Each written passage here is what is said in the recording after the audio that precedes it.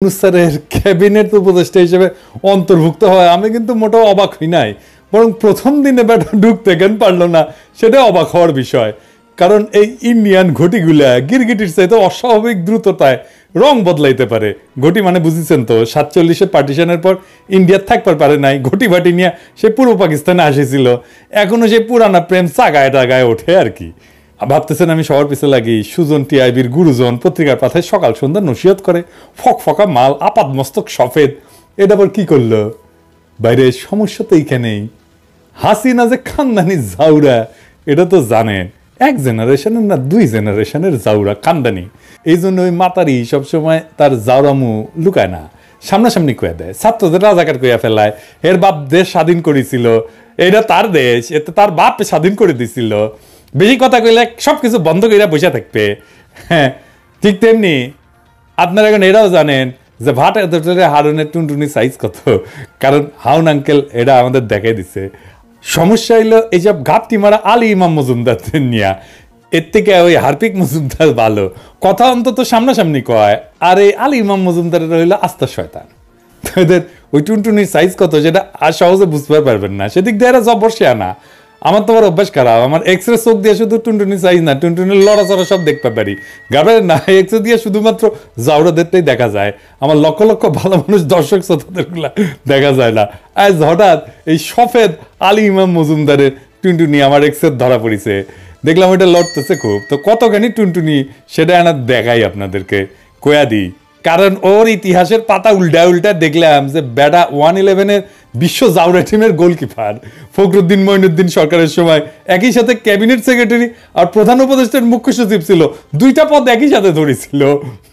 দেখেছেন কত কামেল মানুষ, আমলাদের সবচেয়ে বড় 2টা গুরুত্বপূর্ণ পদ একজন দখল করে ফেলছিল। ভাবতেছে ওরা বাবার টুনটুনিটা কত বড়, আমি দেখাই দিতেছে টুনটুনি। এটাই শেষ না, ওস্তাদে আবার 1 বছরের এক্সটেনশনে নিছে মোক্ষম সময়।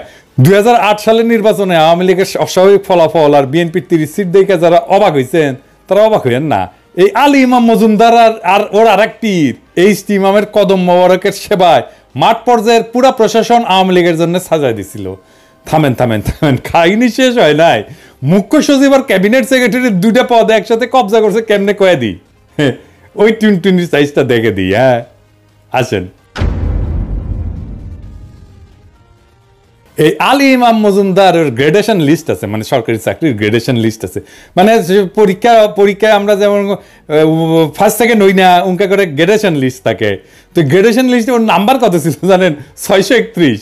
তো ওর উপরে ছিল আর একজন ক্যান্ডিডেট যে এটা হইবার পারল নি, 204 নাম্বার, তার নাম ছিল আবুল কাশেম। 205 নম্বরে ছিল হেদায়েতুল ইসলাম। এই 2 জনকে রাষ্ট্রদূত করে পাঠাইছে 2 দেশে, ব্রুনাই আর ফিলিপাইনে। আর 222 নম্বরে ছিল আবু সোলাইমান চৌধুরী, ওটা প্রাইভেটাইজেশন বোর্ডের আঙুল চোষা পদে বদলি করে দিছে। আর এর সাথে আছে ওর আগের ব্যাচের যারা সিনিয়র ছিল তারা যেন পদোন্নতি না পায়, এটা বঞ্চিত করার জন্য দুনিয়ার বাইরের পদোন্নতি একটা নীতিমালা বানিয়েছিল। বলছে পদোন্নতি পাইতে সারা জীবনের এসিআরে ভালো নম্বর লাগবে, কারণ ওই শয়তানটা এটা কয়ে দিই, ওই যে এসিআর বার্ষিক গোপনীয় প্রতিবেদন, বুঝছাও, এই সরকারি কর্মচারীদের প্রত্যেকের একটা বার্ষিক গোপনীয় প্রতিবেদন থাকে, ওইখানে মার্কিং করা থাকে যে ক্যাঙ্কা কাজ করিছে, বুঝছাও, ওইটা এখন নম্বর দেওয়া থাকে। আর আগে এটা নম্বর দেওয়া থাকতো না, ABCD করা থাকতো, এখন এটা নম্বর দেওয়া ছিল। তো উই কইছে যে সারা জীবনে প্রমোশন পাইতে হইলে সারা জীবনে এসিআর এর নম্বর লাগবে। ও কিন্তু জানতো যে এর সাথে নম্বর দেওয়া ছিল না, ABCD ছিল। এইভাবে তার সিনিয়র শত শত যোগ্য কর্মকর্তার হাতে হারিকেন ধরাইয়া বাড়ি পাঠাই দিছে। পরবর্তীতে হাইকোর্ট কিন্তু কইছিল যে এই নীতিমালা, পদোন্নতি নীতিমালা অবৈধ। আর এই পদোন্নতি নীতিমালা বানাইছিল এই হারামজাদা আলী ইমাম মজুমদার। পরে কিন্তু হাইকোর্ট কইছিল যে এই নীতিমালা অবৈধ আর অসৎ উদ্দেশ্যে করা, সেই জন্য বাতিল কইরা পদমর্যাদা ফিরাই দিতে বললেও ক্ষতি যা হওয়ার সেটা তো হয়ে গেছে। এখন আবার উপদেষ্টা হইয়া শেখ হাসিনার সচিবদের ত্রাণকর্তা গডফাদার হইয়া তাদের রক্ষার মিশনে শুধু নামে নাই, বরং সাথে সাথে আরো কয়টা শয়তানদের সাথে নিয়ে শয়তানদের একটা সিন্ডিকেট বানায় নতুন 111 মডেলে অন্তর্বর্তীকালীন সরকারের 12টা বাজানোর মিশনে নামিছে। এবার আসেন এক এক করে কয়ে দিতেছি ওদের আকামের ফিরিস্তি। এই হারামজাদা হাসিনার 96-2000 মেয়াদের সময় কক্সবাজার আর সিলেটের ডিসি আছিল। দূর পাইছো আমাদেরকে। তো ডিসি কাদের বানানো হয় তা জানেন তো আপনারা, তাই না? এখন প্রায় পত্রিকায় সততার ন্যায়ের বয়ান দেয় আরামজাদা, বুঝছেন? কেমন যাওরে ডিসি হয়েছিল, ডিসি কাদের বানায়? আমাদের দূর পাঠাইছে। শুনতেছি ইমাম সাহেবের এক মুয়াজ্জিন সোরা নুরুল ইসলাম, যাকে খালেদা জিয়া সরকারের সময় দুর্নীতি আর গুরুত্বপূর্ণ সরকারি নথি ষড়যন্ত্রের নীলনকশায় গোপনে কপি করার জন্য প্রধানমন্ত্রী কার্যালয় থেকে লাথি মেরে বের করে দেওয়া হয়েছিল, তাকে দুদকের চেয়ারম্যান করার পায়তারা করতেছে। কিন্তু এই এখন বানাবে ও। ইমাম সাহেব কইতেছে তার জন্ম নাকি আবার 50 সালে, মনে হয় বয়স চুরি ভালোই শিখেছেন ইমাম সাহেব। আরে কমো, আপনি হাসিনার বানানো সোরা 5টা সচিব একটা সরান নাই, তাদের নিয়ে প্রধান উপদেষ্টার মিটিং মারান, তাই না? লোক দেখানো ইধার কা মাল উধার করে। স্বাস্থ্য মন্ত্রণালয় থেকে প্ল্যানিং কমিশনে এই দেখায় যে ট্রান্সফার করেছি। হাসিনার ক্যাবিনেট সচিব মাহবুবকে এখনো ওই পদে বলাল রাখিছেন কে? আমরা কি সদনা, আমরা কিছু বুঝি না? এবার প্রফেসর ইউনূসকে কিছু কথা কই আপনার এই মালটা সম্পর্কে। ওরা তো নিছেন উপদেষ্টা বানায়, আপনার উপদেষ্টা হয়েছে, আসলে ওর সম্পর্কে জানেন, জানা লাগবি না? স্যার আপনার কলে একটা দুর্নাম আছে, চিটাগাং হইলে আপনার আর কিছু দেখেন না নাকি? সত্য মিথ্যা জানি না, তো এই জাউরা কলে ঘটি, চট্টগ্রাম না। চট্টগ্রাম বিশ্ববিদ্যালয় থেকে পাশ করা ছাড়া আপনার কাছাকাছি হওয়ার আর কোনো যোগ্যতা নাই। আপনি যে বিশ্ববিদ্যালয়ের শিক্ষক ছিলেন এক সময়, বিশ্বাস করেন স্যার, এই হারামজাদা ঘটি না সরাইলে ও বদমাইশ আপনার 12টা বাজাইতে কোনো আকাম করা বাদ রাখবে না। ওই ইনকায় জাউরা হাসিনা তো 2 জেনারেশনের জাউরা ছিল, ওই 1 জেনারেশনের জাউরা, কিন্তু 1 জেনারেশনের জাউরা হাসিনার চেয়ে কম চড়া না গেল। এটা 6 জন নতুন সচিবকে এই সরকারের চুক্তিভিত্তিক নিয়োগ দিছে, যারা 111-এর কুশীলব। এরা স্বরাষ্ট্র, স্বাস্থ্য, জনপ্রশাসন, শিক্ষা এবং যোগাযোগ সবকটা গুরুত্বপূর্ণ মন্ত্রণালয়ের সচিবের দায়িত্ব নিতেছে একে একে। এই প্রক্রিয়ার অংশ হিসেবে বিশেষ কেস হিসেবে দাপ্তরিক দুর্নীতির জন্য প্রধানমন্ত্রীর কার্যালয় থেকে বহিষ্কৃত অবসরপ্রাপ্ত অতিরিক্ত সচিব নুরুল ইসলামকে তার গুরু ভারত ভূমিতে জন্ম নেওয়ার সন্তান আলী ইমাম মজুমদার ইতিমধ্যেই সচিব পদে পদোন্নতি দিছে এবং তাকে সকল আর্থিক সুবিধা সহ জনপ্রশাসন মন্ত্রণালয়ে সংযুক্ত ছিলেন বইলা দেখানো হইতেছে।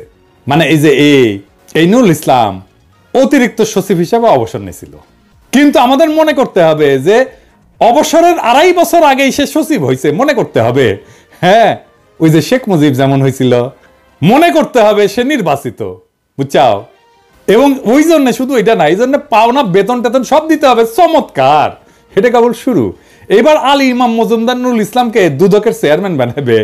ইউনূসের দুর্পুর বুঝায় যে নুরুল ইসলাম এত সাচ্চা যে প্রধানমন্ত্রীর সচিবালয়ে থেকেও সে সরকারের বিরুদ্ধে অবস্থান নিতে পারে, সেই কারণে সে সেখান থেকে বিতাড়িত হয়েছিল। কিন্তু সত্যি হইল এই নুরুল ইসলাম সরকারের গোপনীয় আর রাষ্ট্রীয় স্পর্শকাতর ফাইল কপি কইরা জায়গা মতো পৌঁছাইতো। স্যার শোনেন, আলী ইমাম মজুমদার আপনাকে বলবে যে নুরুল ইসলাম সৎ আর দুর্নীতির বিরুদ্ধে অবিচল বইলা তার সহ্য হয় নাই। আসলে বেটা ফাইল চোর। নিশ্চিত আপনি নিজে খোঁজ নেবেন, ভালো করে খোঁজ নেবেন। আমার কথা বিশ্বাস করার দরকার নাই, আপনি নিজের লাইনে খোঁজ নেন। আপনি বায়াস হওয়ারও দরকার নাই, আপনি নিজের লাইনে খোঁজ নিয়ে দেখেন এক ফাইল চোরা কিনা। নিশ্চিত থাকেন এই হারামজাদা আপনার বিরুদ্ধে একই কাজ করবে আর পরিস্থিতি মতো এগুলো আপনার বিরুদ্ধে ব্যবহার করবে। এই আলী ইমাম মজুমদার একবার জানাইছিল স্বাধীনতার ঘোষণাপত্রে মূল কপি নাকি পাওয়া যাচ্ছে না। ওরে জিগান, তুই তো সব সরকারে মধু খাইছিলি, আর তোর দোষ নুরুল ইসলাম তো ফাইল কপির ওস্তাদ, চুরির ওস্তাদ, ওর কাছেই ছিল। স্যার আপনি তো জানেন আমি কারো পক্ষে কথা কই না, একমাত্র বাংলাদেশ ছাড়া, বাংলাদেশের জনগণ ছাড়া। আপনারে কই 1 সেকেন্ড সময় নষ্ট না করে আলী ইমাম মজুমদার, নুরুল ইসলাম আর ফজলুর রহমানদের এই মুহূর্তে বিদায় দেন পাছায় লাথি দিয়া। বেশি দেরি করলে কিন্তু সর্বনাশ হয়ে যাবে। আপনি তো নিজের জীবন দিয়া দেখছেন আমলারা কিভাবে আপনাকে টাকা পাচার, গরিবের হক মারা আর সুদখোর হিসাবে প্রতিষ্ঠিত করতে হাসিনারে সহায়তা করছে। আপনার বিরুদ্ধে মামলার ফাইলকে রেডি করছে, আমলারা তো রেডি করছে না। আপনার ভুল করার বা ব্যর্থ হওয়ার কিন্তু কোনো সুযোগ নাই স্যার। আপনার ভুলে আমরা সবাই শেষ হয়ে যাব। দেশে অনেক ভালো মানুষ আছে, দেশে অনেক দক্ষ প্রশাসক আছে, দেশে অনেক দক্ষ আমলা আছে।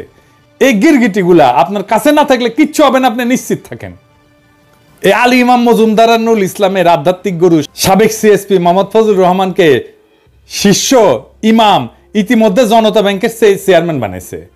তো ইউনূস স্যার আপনি কার পরামর্শে আলী ইমাম মজুমদারকে আপনার ঘনিষ্ঠ সহচর বানাইছেন জানি না, তবে আমার এই ক্ষুদ্র বুদ্ধিতে যা বুঝি, এই আলী ইমাম মজুমদার, নুরুল ইসলাম যদি মঞ্চে থাকে আর পিছনে যদি চাণক্য ফজলুর রহমান ডাইরেকশন মারে, তাইলে কলে সারা অচিরেই কাশিম বাজার কুটি ষড়যন্ত্রের রিমেক এই বাংলাদেশে দেখতে পাবেন। তখন আপনি কইবেন সিরাজদৌল্লার মতো কে দেবে আশা কে দেবে ভরসা বলে পথে পথে ভরসা খুঁজে ফিরবেন, কিন্তু দেখবেন আপনার সাচ্চা ভরসা দেওয়ার আসল রহিমউদ্দিন ভরসারা পৃথিবী থেকে চলে গেছে, নাই হয়ে গেছে। তো আলী ইমাম মজুমদারের টুনটুনি দেখা শেষ হয় নাই, ওর টুনটুনি আরো কিছু দেখে নেই। আলী ইমাম সাহেব আপনি খুব ভদ্রলোক সাজেন তাই না, সুশীল সাজেন, পত্রিকার লেখালেখি করেন, পত্রপত্রিকা আপনার ভাষা আর আওয়ামী লীগের ভাষার মধ্যে তো কোনো পার্থক্য নাই। আপনি লেখেন 2024-এর নির্বাচন সাংবিধানিক বাধ্যবাধকতা, লেখেন নির্বাচন এলেই ওরা বর্জন করে, বাণী দেন নির্বাচনের মাঠ ছেড়ে দেওয়া ঠিক হয় নাই। ইউনূস স্যার, আওয়ামী মুক্ত বাংলাদেশে আলী ইমামের মতো আওয়ামী পাঁচাটার জায়গা আপনার পাশে, এই কষ্ট আপনি আমাদের দিতে পারলেন স্যার। আর আপনি কেন হঠাৎ হাসিনার বানানো সচিবদের সাথে মিটিং করলেন বুঝলাম না। পরামর্শটা যে আলী ইমামের সেটা বুঝতে পণ্ডিত হওয়ার দরকার নাই, তবে একটা উপকার আমার হয়েছে, ছবির একটা ফ্রেমে বদমাইশগুলোর একসাথে দেখার সুযোগ পেয়েছি। লক্ষ্য করলাম সবাই খুব রিল্যাক্স, চেহারায় কোনো টেনশন নেই, আপনার দিকে তাকায়ও নাই। কেউ কেউ ডাইনে বায়ে কাজুয়ালি তাকাইতেছে, কেউ কলম নাড়াচাড়া করছে, কারণ একটাই, ওরা জানে আলী ইমাম তাদের আসল হুজুর, আপনি কিছুই না। ইমাম সাহেব যদি বলেন নো চিন্তা, তাইলে ওরা সিরিয়াসলি আপনার কথা শোনার প্রয়োজন মনে করবে কেন? স্যার আপনি কি ভুলে গেছেন যখন সারা বাংলাদেশ হাসিনা পুলিশ লীগ আর তার অঙ্গ সংগঠনগুলা টার্গেট কইরা ছাত্র জনতাকে নির্বিচারে হত্যা করে চলতেছিল, তখন ওই হারামজাদাগুলো ছিল নির্বিকার, পর্দানসীন গৃহবধূ স্কুটিতে কইরা পানি পয়সা দিছে তৃষ্ণার্ত ছাত্র জনতার কাছে, গুলি আর প্রাণ হারানোর আশঙ্কার তোয়াক্কা না কইরা তখন এই জানোয়ারগুলো এয়ার কন্ডিশন ড্রয়িং রুমে বসে এক জাউরা আর এক জাউরার কাছে মোবাইলে খোঁজ নিছে নেত্রী কতদূর সামলাইলো, প্রণয় ভার্মার সাথে কি কথা হইল। যখন আমার বস্তিবাসী বোন গুলির বৃষ্টি উপেক্ষা কইরা আন্দোলনরত ছাত্র জনতার কাছে অতি সামান্য কাঁঠালের কোয়া পৌঁছাইতে মরিয়া হইছে, তখন এই সমস্ত বাইঞ্চোদদের এক একজন আরেকজনকে আশ্বাস দিছে নেত্রী সব ঠিক করে ফেলাবে, নাকে তেল দিয়া ঘুমাও, যেমন বলছিল নির্বাচন কমিশন সচিব কালা জাহাঙ্গীর। বোতল কামালের যখন পুলিশের এডিসি মোবাইল স্ক্রিনে দেখায় কয় এডা মরলে একটা পরে বাকিতে যায় না, তখন পিছনে দ্বারা এই কালা জাহাঙ্গীররা পৈশাচিক হাসে, আর এদের সতীর্থরা আশ্বস্ত হইয়া সন্ধ্যাবেলা মদের গ্লাসে ঠোকাঠুকি কইরা সাবাস বাপের বেটা বইলা উল্লাস করে। মুগ্ধ যখন টিয়ার গ্যাসের ঝাঁজ সামলাইতে সামলাইতে পানি লাগবে বলে এয়ারপোর্ট রোডে ছুটে বেড়াচ্ছিল, তখন এই শুয়ারের বাচ্চারা একজন আর একজনকে আশ্বস্ত করতেছিল চিন্তা নাই আর্মি নামতেছে। এই ইবলিশরা এখনো বসুন্ধরা আর উত্তরায় মিটিং করে কেমনে প্রশাসনিক কু করা যায়। লক্ষ্য করবেন এই কুত্তার বাচ্চারা 5ই আগস্টের আগে তো না, জনতার বিজয়ের পর এখন পর্যন্ত একটা শব্দেও আন্দোলনের পক্ষে একাত্মতা দূর থাক সমর্থন জানায় নাই, অথচ এরা পান থেকে চুন খুঁজলে অ্যাসোসিয়েশন থেকে বিবৃতি মারিছে, বরিশালের ইউএনওর পক্ষে মাঠে নামিছে, আর তাদের পীর কেবলা মহিউদ্দিন খান আলমগীরের ডাকে জনতার মঞ্চের কথা নাইবা বললাম। ইউনূস স্যার আপনি এদের অপরিহার্য ভাবতেছেন কেন? এরা সবাই পাঞ্জেরি গাইড মুখস্থ করে বিসিএস পাস করিছে, আমার কাছে পরীক্ষা দিতে কন, 5 নম্বর তো দূরে থাক, একজন পরীক্ষা তো বসবে না, গ্যারান্টি দিলাম। বিশ্বাস না হলে এদের ফাইল নোট দেখেন, সহকারী সচিব যার নোট দিছে এরা কোনোদিন সই ছাড়া আর কোনো মতামত দিছে কিনা, মতামত দিতে পারছে কিনা, বড় জোর ফাইল ফেরত দিয়ে বলছে আলোচনা করুন, অথবা আলমারিতে লুকায় রাখছে, যেমন রাখছে পূর্বাচলে হাসিনা রেহানা জয় পুতুল ববির 60 কাঠার প্লটের ফাইল, ওই রকম। এরা কি দেশের স্বার্থ দেখছে কোনোদিন? এরা কি পদ্মা সেতুর রেল সংযোগ ঠেকাইছে? এরা ট্রানজিট ঠেকাইছে? এরা বন্ধ করছে কর্ণফুলী টানেল, রূপপুর পারমাণবিক বিদ্যুৎ কেন্দ্র? এরা সবাই তো বহাল, কেউ পূর্ত, কেউ জ্বালানি, কেউ যোগাযোগ, কেউ বিজ্ঞান প্রযুক্তিতে। এই হাসিনার জাউরা প্রেতাত্মাদের নিয়ে আমাদের চলতে হবে কেন? এদের আমরা যতই তালে বড় ভাবি না কেন, এগুলোর ভিতরে ফক্কা কিছু নাই। তাই এরা যখন ইন্ডিয়ার সাথে দ্বিপাক্ষিক আলোচনা করে তখন বোঝা যায় এরা মাল কেমন। আপনি কোন একটা ভিডিও করে দেখবেন এরা কি আলোচনা করে। এরা কোনোদিন পারছে আলোচনায় ওদের থেকে আগায় থাকতে? পারছে আমাদের স্বার্থ রক্ষা করতে? পারেনি। আর পারেনি বইলাই ইন্ডিয়া আমাদের মংলা নেয় রেল করিডোর, শুল্ক না দিয়ে জাহাজ গাড়ি পার করে, আর গান্ডুদের মাথায় হাত বলে পদ্মায় 45,000 কোটি টাকার রেল প্রজেক্ট ঢুকায়। এই চোরদের ইতিহাস দেখেন, এই ফৈনির পোলাদের দেশে বিদেশে আজ জমি ফ্ল্যাট টাকা গুইনা শেষ করা যায় না। এদের দেশে বিদেশের সম্পদের হিসাব দিতে বলেন, ঠিকঠাক আমি গ্যারান্টি দিয়ে করতেছি এদের সবাই দাড়ি গোপ কামায়া ডায়পার পয়রা ভাগবে, কারণ এরা তো আমাদের মতো রাস্তার লোক না, রিমান্ডের সহ্য করার ক্ষমতা এদের নাই। এরা সুতিয়া বইলাই আলী ইমাম মজুমদার আর নুরুল ইসলামদের গুরু মানে। সোহরাওয়ার্দীর বডিগার্ড শেখ মুজিবর মুক্তিযুদ্ধ দেখে নাই, তাই মুক্তিযুদ্ধ অনুভব করার মতো মেধা তার ছিল না। আপনি চূড়ান্ত বিজয়ের সময় দেশে ছিলেন না, কিন্তু আমি জানি আপনি কি করছেন। আপনি প্রত্যেকটা মুহূর্তের জন্য যুক্ত ছিলেন। আপনি প্রত্যেকটা মুহূর্তে চেষ্টা করছেন যেন আরো রক্তপাত না হয়, আপনি প্রত্যেকটা মুহূর্তে চেষ্টা করছেন যেন এই জালেম পরাজিত হয়। এটা বাংলাদেশের মানুষ কয়জন জানে জানি না, আমি নিজে জানি। যাই হোক, ঠিক একইভাবে চারিদিকে সহস্র নাগিনীর বিষাক্ত নিঃশ্বাসের মাঝ দিয়ে আপনি আমাদের নিরাপদ গন্তব্যে নিয়ে যাবেন বলে আমাদের আস্থা আপনার উপরে। আপনি আমাদের নিরাশ করবেন না। আপনার ভয় কি স্যার? অজেয় বীর ছাত্ররা আপনার সাথে আছে, আর তার সাথে আছে 18 কোটি জনতা। কাঁধে কাঁধ মিলিয়ে দাঁড়ায় যাব আপনি ডাকলেই। আর যদি আপনিও আলী ইমামদের ফাঁদে ইন্দুর হইয়া যান, আর আলী ইমাম নুরুল ইসলাম ফজলুর রহমান প্রশ্নে থাইকা যাওয়া হাসিনার জাউরারা যদি নিজেদেরকে ইঁদুর মারা বিড়াল মনে করে, তাইলে ওই ইঁদুর মারা বিড়ালরা শুনে রাখো, বিড়াল বাঘের মামা মনে কইরা ফাল পারতে পারে, কিন্তু এদের জন্য বাঘের আব্বাজানে খাবার দরকার নাই, হুঙ্কারি যথেষ্ট। ছোট একটা মারলেই বেজম্মার গোষ্ঠীর অ্যাডাল্ট ডায়াপার ফাইটা সব গুপ বাড়াইয়া যাবে, টেরও পাবে না। আলিমাম, তোমার জান আমি কালা কালা কইরা দেব, প্রমিজ। নিজে থেকে ভাইগা গেলে ছেড়ে দেব, কিন্তু গার পেলি করলে ইনকা গালি খাবা যে এর চাইতে হোগায় গুলিস্তানের কামান নিলে কম কষ্ট হইতো মনে হবে। জানো তো, বাঘে চুলে 18 খা, ঠোলায় চুলে 36 খা, আর পিনাকি চুলে জয় বাংলা। Audio Jungle.